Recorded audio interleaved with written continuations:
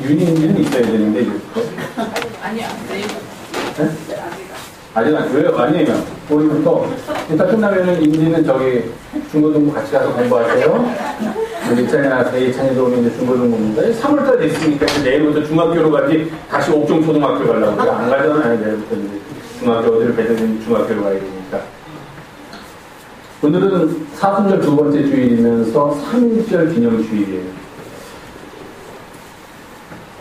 저는 가끔 그런 생각을 합니다. 제가 목사인데 교회에서 굳이 3.1절 기념주일, 뭐 예를 들면 뭐 광복절 기념주일 이런 민족적인 가치를 가지고서 이야기를 할 필요가 있을까 하는 그런 생각을 가끔 하는데 속마음은 그렇지 않죠. 저는 그 얘기만 하고 싶은데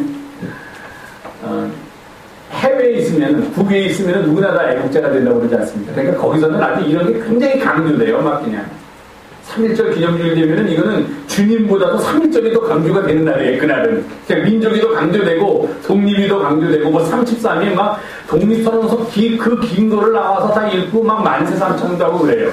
예배 시간에. 저도 굉장히 민족적인 사람이고 민족의 가치를 강조하는 사람이지만 또 그러면서 동시에 목사이기 때문에 오늘 3.1절 기념주일이긴 하지만 또 저희가 사순절이기도 하고 우리는 하나님의 말씀을 드리려고 나왔지 그래서 3.1절 기념식에 지금 참여하는 건 아니니까요. 성경에 있는 말씀을 중심으로 좀 드리려고 합니다. 그렇지만 또 3.1절이니까 그 3.1절의 의미를 무시하고서 지나갈 수 없어서 제가 오늘은 진리가 너희를 자유롭게 하리라 하는 말씀을 좀 드리려고 합니다. 자유, 누구나 다 좋아하는 그런 삶인 것 같아요.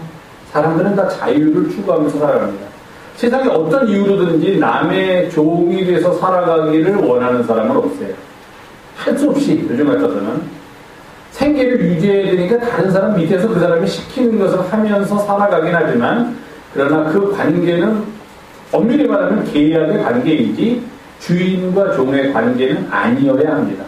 그런데 요즘 대한민국에서 많이 나오는 말은 갑과 을이라는 계급적인 도식에 의해서 갑은 마치 주인처럼 군림하면서 자기의 종인 을을 부리려고 한다. 그게 사회적 문제다 하고 막 얘기가 나오는데 사실 좀 어떻게 보면 굉장히 서글픈 우리 사회의 단면을 보여주면서 우리가 갖고 있는 잘못된 멘탈리티라고 해야 되나요? 잘못된 정신세계가 우리의 실생활에 얼마나 깊이 들어와 있고 또 그것이 우리의 실생활을 얼마나 황폐하게 하고 있는가 하는 것을 보여주는 그런 거인 것 같아요.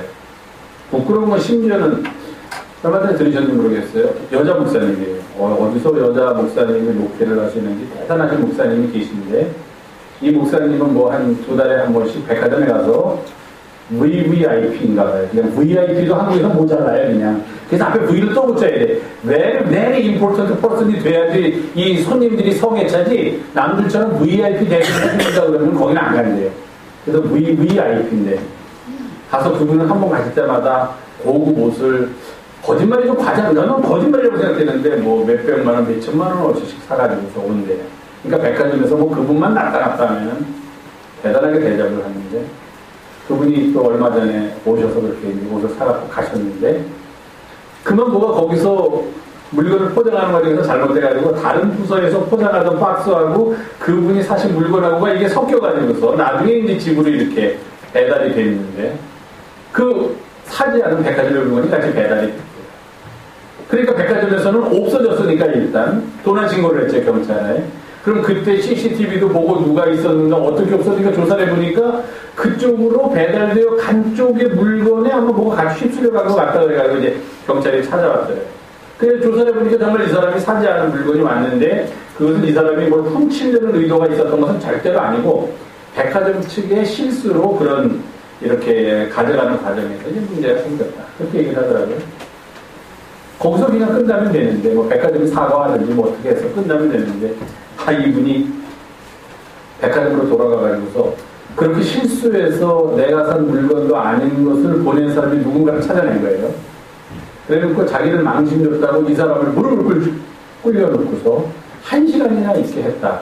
그러면서 얘기가 되게. 근데 그렇게 한 사람이 보통 사람이라도 얘기가 많이 되지 않습니까? 뭐 얼마 전에 백화점 주차장에서 뭐 어쩌고 하면서 우리나라 가불에 관계 얘기합니다. 근데 공교롭게도 그렇게 하시는 분이 목사라는 사실을 한 기자들은 이것처럼 좋은 기사거리는 없죠. 그런 참 불행한 사회가 되었어요. 자기의 사회적인 신분이나 지위가 그 사회 속에서 어떤 것을 요구하는지는 전혀 생각하지 않고 내가 가진 돈 내가 쓰는데 누가 내 자유를 막을 거냐. 참 우리나라에서 자유처럼 잘못 쓰이고 있는 말은 없는 것 같다 하는 그런 생각을 해봅니다.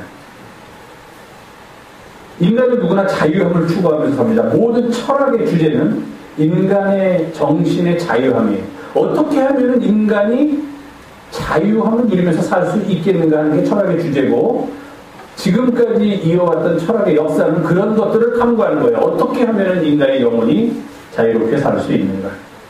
근데 우리 주변을 돌아보면요, 저는 그런 걸 느꼈습니다. 우리나라에서는 자유라는 단어가 붙은 단체일수록 자유와는 반대되는 행동을 해요.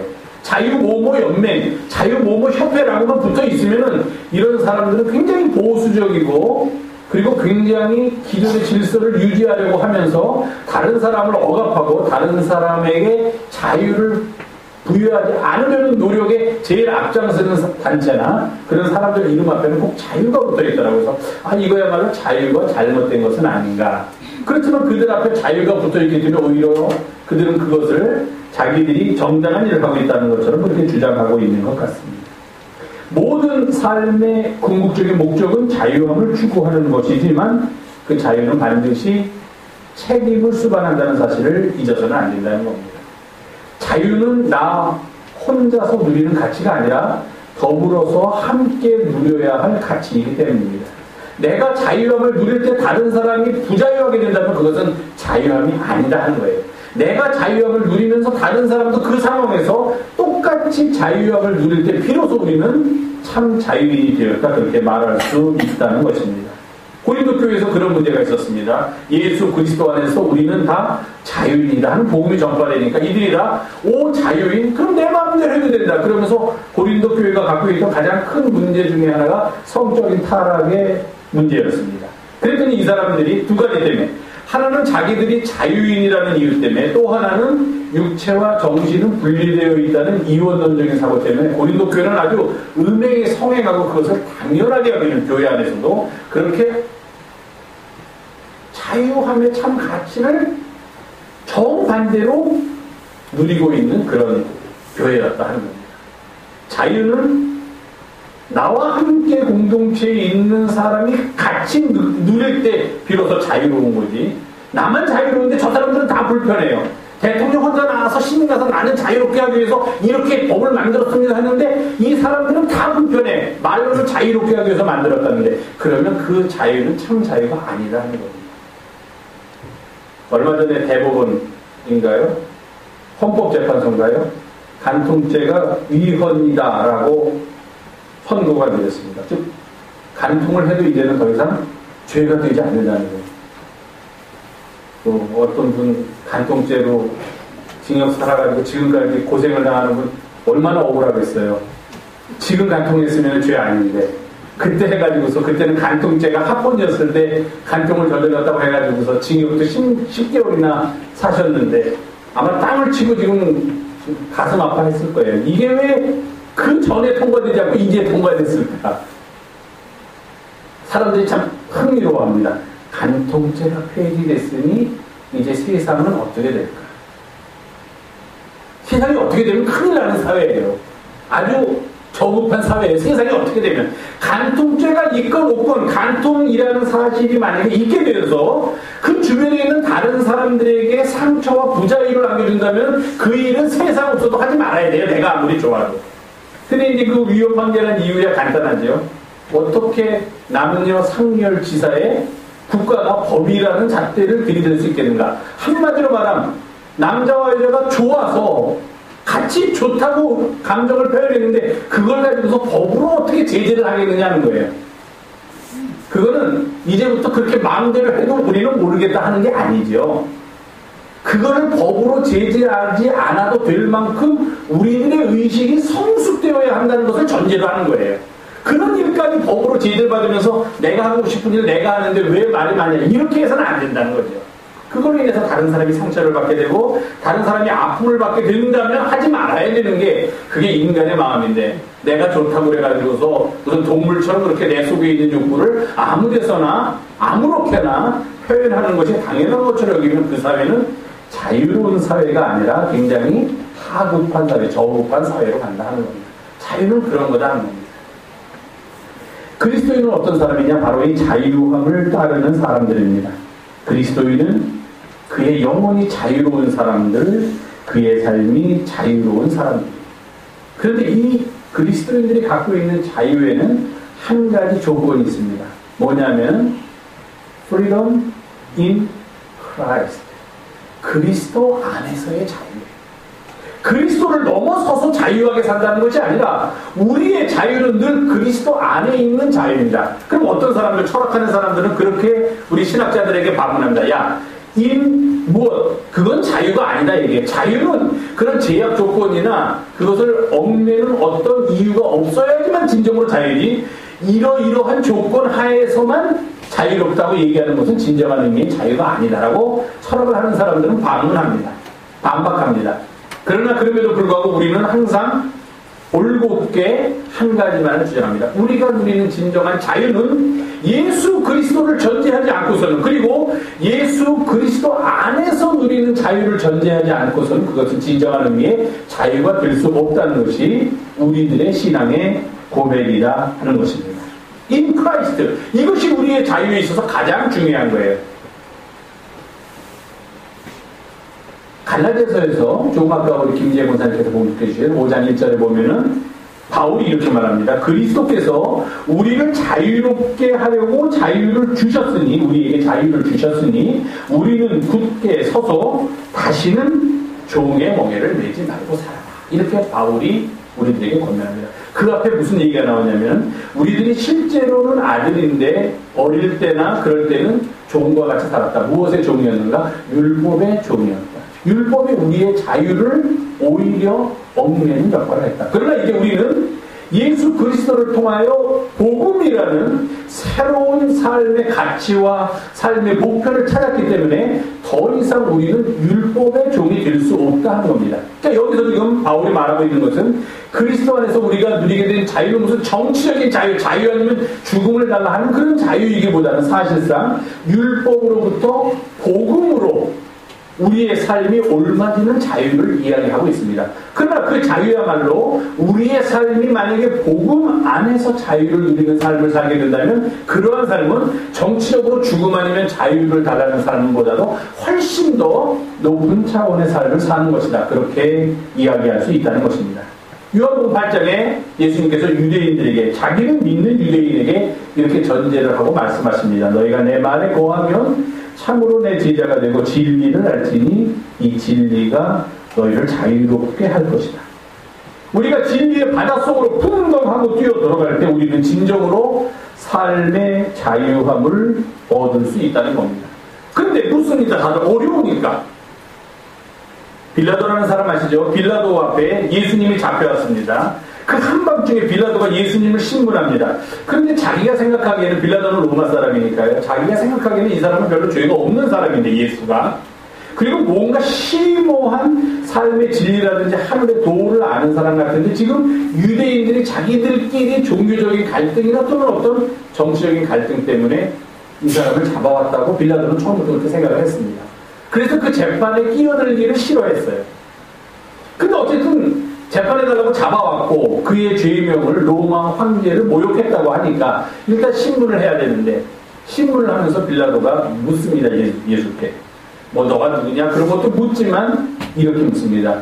진리가 무엇이냐? 그런데 네가 설파하고 있는 진리가 무엇이냐고 그가 묻습니다.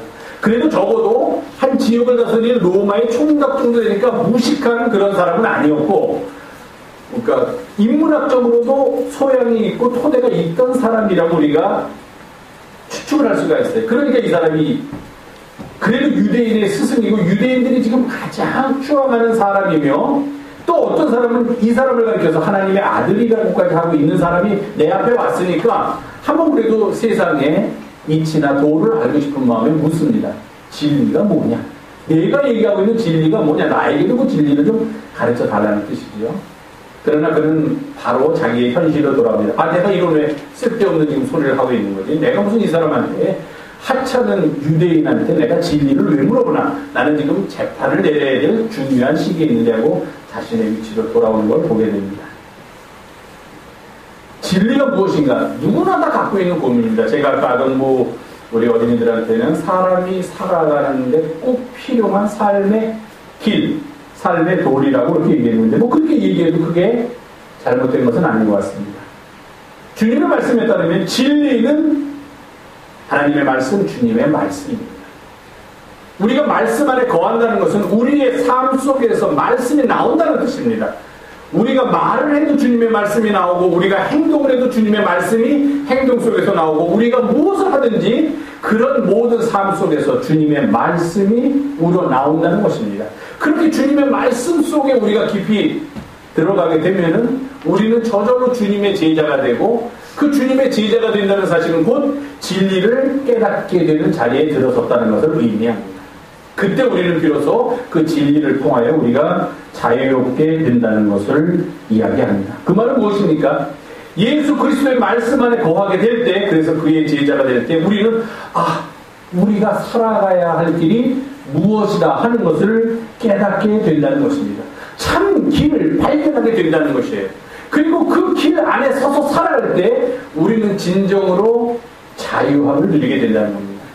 아주 쉽게 표현을 하면은, 어떤 불편한 사람 앞에 가면은 행동하거나 말을 하거나 우리가 굉장히 어렵습니다. 생각을 합니다. 이렇게 말해도 될까? 이런 말이 저 사람한테 무슨 이상하게 들리진 않을까? 나를 이 말 때문에 잘못 오해하진 않을까? 뭐 별 생각을 다 하고 말도 하고 행동도 조심하게 하지 않습니까? 자유함에 이르는 사람은 그가 어떤 말을 하든지 그가 어떤 행동을 하든지 그러한 말이나 행동에 다른 사람을 거스르지 않는다는 거예요. 나의 자유함을 나타내기 위해서 다른 사람의 자유함이나 다른 사람의 삶의 도리를 무시하거나 다른 사람의 삶의 길을 회방놓지 않는 것, 그것이야말로 진정한 자유함이고, 그러한 자유함은 바로 in Christ, 그리스도 안에서 우리가 하나님의 말씀대로 살아갈 때 누릴 수 있는 우리 영혼의 최고의 가치가 될 수 있다는 겁니다. 그래서 구체적으로 바울은 이 갈라디아서에서 이렇게 더 권면합니다. 지금 그리스도께서 너희들을 자유롭게 하려고 자유를 주셨으니 종의 멍에를 매이지 마십시오 해놓고서 그것도 염려가 돼서 다시 한번 이렇게 말합니다. 형제들아, 너희가 자유를 위하여 부르심을 입었으나입니다. 자유를 위하여 부르심을 입었다는 게 좋은데, 입었으나라고 표현된 것은 바울의 염려가 들어있는 거죠. 혹시 그것을 오해할까봐. 너희가 자유로 부르심을 입었지만, 그러나 그 자유는 무엇이냐? 그 자유로 너희의 육체의 기회를 삼지 말고 오직 사랑으로 서로 종노릇 하여야 한다. 그렇게 얘기합니다. 자유로 육체의 기회를 삼는다는 말은 제가 좀 아까 말씀드린, 내가 자유가 있고 내 마음대로 하겠다 하는 겁니다. 왜 막느냐? 왜 내 마음대로 못하게 하느냐? 그 육체의 기회를 삼는 거예요. 그러나 여기서 말하고 있는 자유는 그런 것이 아니다 하는 겁니다. 그 자유함의 행동이 다른 사람에게는 해가 되는 것이 아니라 자유함의 행동이 다른 사람에게도 자유함으로 전해져야 한다는 것입니다. 그 앞에서 바울이 뭐라고 했어요? 다시는 굳게 서서 종의 멍에를 매지 말라 하던 사람이 이제는 또 사람으로 서로 종노릇 하라. 종 아까는 종 되지 말라고, 이제는 또 종 되라고 합니다. 이게 뭐 이렇게 이 사람은 말을 왔다 갔다, 아까는 종노릇 하지 말라고 이제는 또 종노릇 하라고 그러니 이게 뭔가 다른지요. 앞에서 이야기한 종의 멍에는, 그때의 종은 죄라든지 욕심이라든지 잘못된 가치라든지 권력이라든지 자기의 명예라든지 그런 것들에 사로잡혀서 그것에 의해서 삶이 좌지우지되고 삶이 그것에 종속되는, 예를 들면 탐욕에 종속이 돼가지고서 탐욕만 쫓으면서 산다든지 죄에 종속돼가지고 죄만 지으면서 산다든지 하는 그런 죄나 탐욕의 종이 되지 말고, 만약에 종이 되기를 원한다면 거꾸로 사랑으로 서로 종노릇 하라. 그것은 종이 아니라 진정으로 자유한 삶을 의미하는 것이다. 그렇게 지금 바울이 말하고 있습니다. 요한복음 8장에 보니까 예수님이 진리가 너희를 자유롭게 하리라 그렇게 말씀하셨더니 유대인들이 반문합니다. 우리가 아브라함의 자손으로 태어나서 남의 종이 된 일이 없는데 사실 종이 된 일은 있지요. 야곱이 이주해가지고서 이집트에서 종노릇 하지 않았습니까? 근데 이제 그런 거 다 잊어버리고 이제 한참 오랜 세월이고 또 그것도 자신들은 종노릇 했다고 생각하지 않을 수 있습니까? 우리는 남의 종이 된 적이 없는데 왜 우리 보고 자유롭게 되리라고 말씀하십니까? 우리가 지금 자유롭게 살고 있는데 더 무슨 자유를 누리면서 삽니까? 그랬더니 예수님이 반문하시기를 누구든지 죄 안에 있고 죄를 범하는 사람은 다 죄의 종이라. 겉으로는 자유하게 보이던 죄의 종이라. 그렇습니다. 우리는 겉으로는 자유한 사람처럼 보이지만 자유 대한민국 만세, 대한민국에서 내가 못할 게 무엇이 있는가 이렇게 자유롭게 보이지만 우리의 영혼을 들여다보면 우리는 자유롭지 않은 사람일 수도 있다는 것입니다. 무엇으로부터 자유로워져야 됩니다. 첫째는 오늘 주님의 말씀대로 죄로부터 자유로워져야만 합니다. 더 이상 죄의 종이 되지 말고 진리의 편에 진리의 길에 들어서야만 합니다. 어떻게 그것이 가능한가? 다시 원점으로 돌아가면 주님의 말씀 안에 거할 때 우리는 죄로부터 벗어나고 우리를 죄에서 구속하시기 위해서 십자가의 길을 지금도 묵묵히 걸어가고 계신 주님의 은혜를 통하여서 우리는 그러한 죄의 종의 자리로부터 자유한 사람들의 자리로 올라갈 수 있다는 것입니다. 무엇으로부터 자유로울까? 죄로부터 자유로워야 합니다. 더 이상 죄의 종이 되어서는 안 된다는 것입니다. 또 무엇으로부터 자유로워야 할까요? 탐욕으로부터 자유로워야만 합니다. 바울은 그렇게 얘기했죠. 여러분에게 주신 자유로 육체의 기회를 삼지 말고 반대로 오히려 서로 종로로 하십시오. 무엇으로? 사랑으로 종로로 하십시오. 그렇게 얘기합니다. 탐욕의 종으로부터 벗어나는 길은 사랑하는 일밖에 없다 하는 것을 우리에게 보여줍니다. 사랑은 우리를 자유함에 이르게 합니다. 내가 다른 사람을 사랑할 때, 그래서 내 사랑을 다른 사람에게 보일 때, 아주 자유롭게 보일 때, 우리는 정말 진정한 영혼이 자유로운 사람의 길을 걷게 된다는 것입니다. 그리고 또 무엇으로부터 자유로워야 할까요?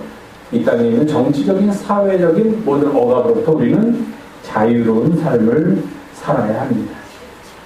정치적 권력 또는 불의한 세력에 의해서 지배를 받거나 우리들의 자유를 빼앗기는 데 대해서 우리는 과감하게 저항해야 한다는 것입니다. 그 정신이 가장 궁극적으로 표현된 것이 바로 3.1 운동입니다.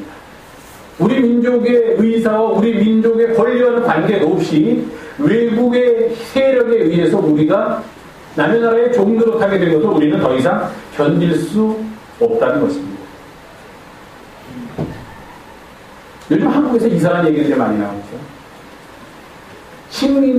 원래는 식민지 반근대화론이라는 게 역사학계의 주류였습니다. 제가 학교 다닐 때는. 그러니까 우리나라는 일본에 의해서 식민지가 됐고 그 식민지를 통하여서 부자가 된 것은 일본이고 일본이 전쟁을 일으키고 온갖 못된 짓을 다 했다는 게 역사를 보는 그간의 시선이었는데 요새는 무슨 말이 나오냐면은 일본이 우리를 식민지함으로써 우리나라가 근대화되었다 하는 그런 우익학자들, 뭐라 하죠? 뉴라이트라고 하나요? 그런 사람들에서 그런 얘기가 납니다. 일본이 우리나라를 식민지함으로 철도가 놓여지지 않았느냐. 그때만 이게 우리가 일본의 식민지가 안 되었더라면 우리는 아직도 상투 틀고 왕을 모시면서 바지저고를 입고 그렇게 낮은 수준의 삶을 살아갈 텐데 일본에 의해서 우리나라가 근대화되었다고 주장하는 사람들입니다. 저는 그것처럼 어리석은 생각은 없다고 얘기합니다. 왜냐? 만약에 일본에 의하여 우리나라가 근대화되었다면 우리나라가 일본의 식민지가 되었다면요 우리나라 인구의 한 3% 정도는 떵떵거리면서 배부르게 잘 살았을지도 모릅니다. 일본의 세력들을 도와주면서. 그러나 나머지 97%는요 결코 잘 살 수가 없어요. 식민모국이 식민지의 백성들을 자기 나라 백성과 똑같이 대우한다? 있을 수도 없는 일이지요. 종입니다. 노예입니다. 식민지에 살고 있는 사람들은 식민모국 사람들의 노예. 아무리 일본 국적을 갖게 되더라도 우리나라 사람들은 조세직이기 때문에 그들의 억압 속에서 살아가야 됩니다. 그러니까 항의를 하고 독립을 외치고 독립운동을 하였던 이유가 바로 거기있습니다.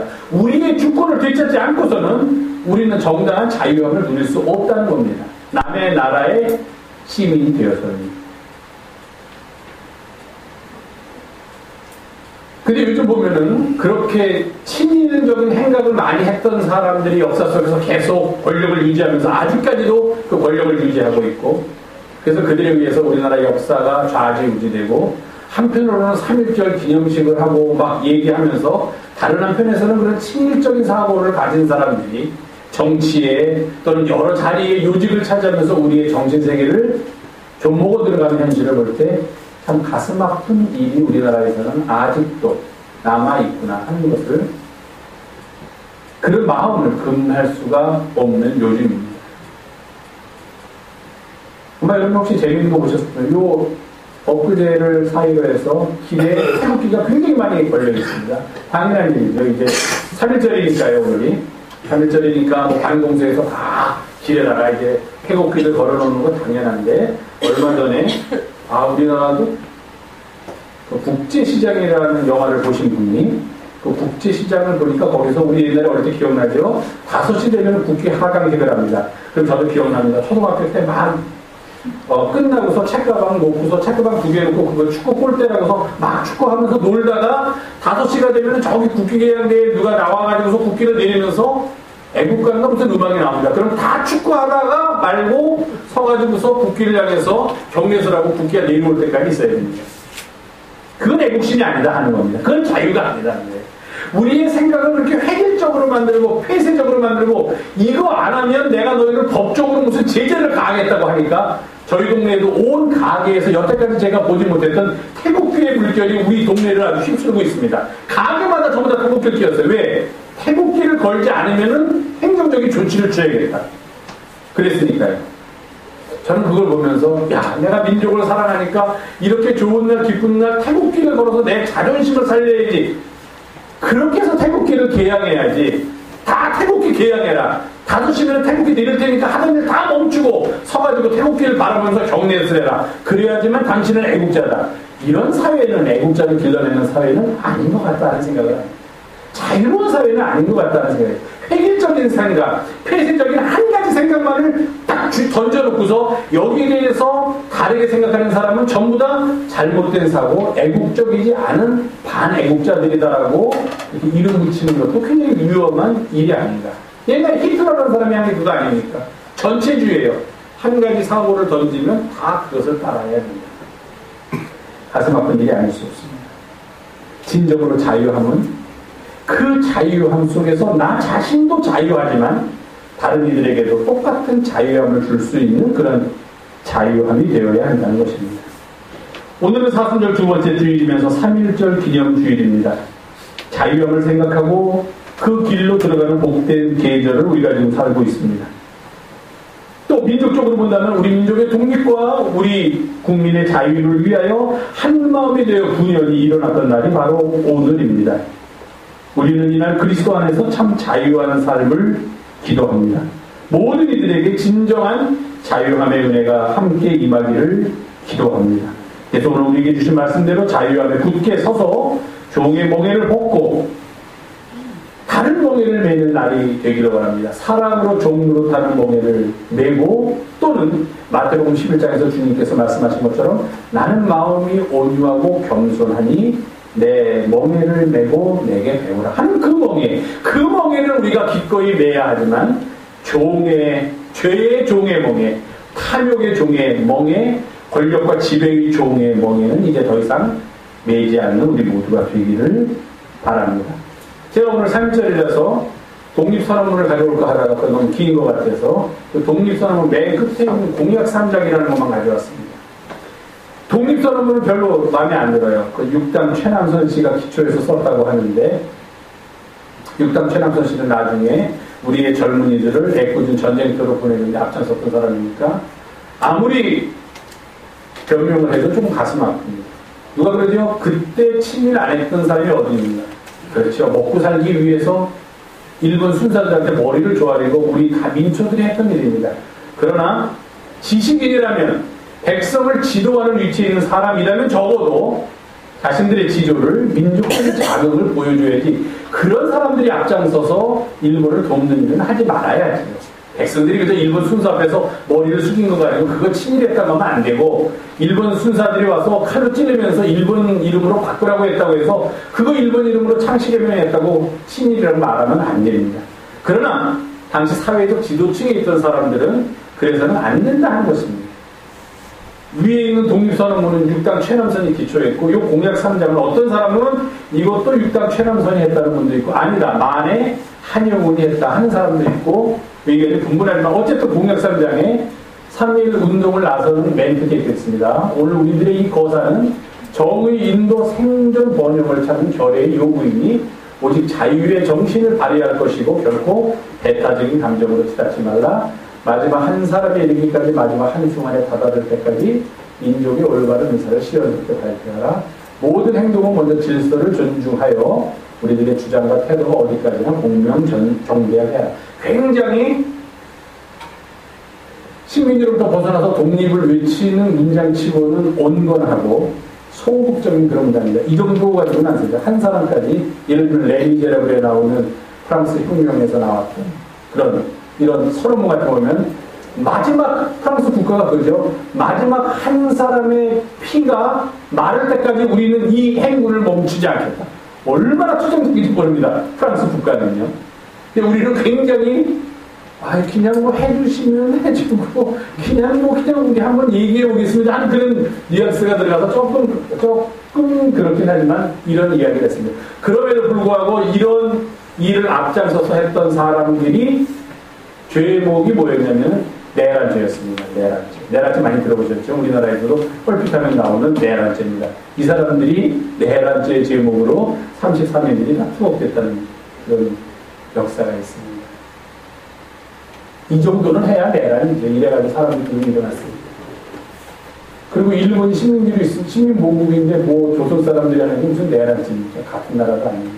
그런데도 내란죄를 적용했는데 우리나라에서도 심심해서 말 안 들으면 그냥 내란 음모를 했다느니 내란을 선동했다니 내란죄가 적용되는 나라인데 참 그거는 가슴 아픈 현실 중에 하나가 아닐 수 있죠. 어쨌든 중요한 거는 여기 공약 3장 기에 첫 번째에서도 나오지만 우리 민족이 이렇게 9년이 일어선 이유는 오직 자유의 정신 속에서 우리 민족의 주권과 우리 민족의 갈 길을 스스로 결정할 수 있도록 우리에게 해방과 독립을 달라는 그것입니다.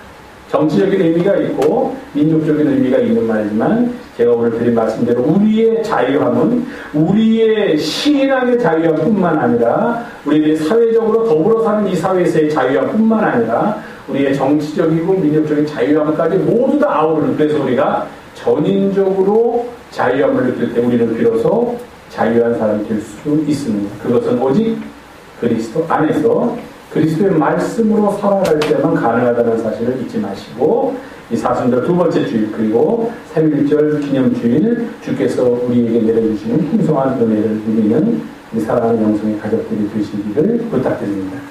기도하겠습니다. 그리스도 안에서 우리는 이제 진리를 알게 되었고 그 진리가 우리를 자유하게 하니 감사드립니다. 주님 안에서 늘 자유롭게 우리의 삶이 이웃에게 덕을 끼치는 삶이 되도록 인도하여 주시옵소서. 우리 구 예수님의 이름으로 기도하옵나이다.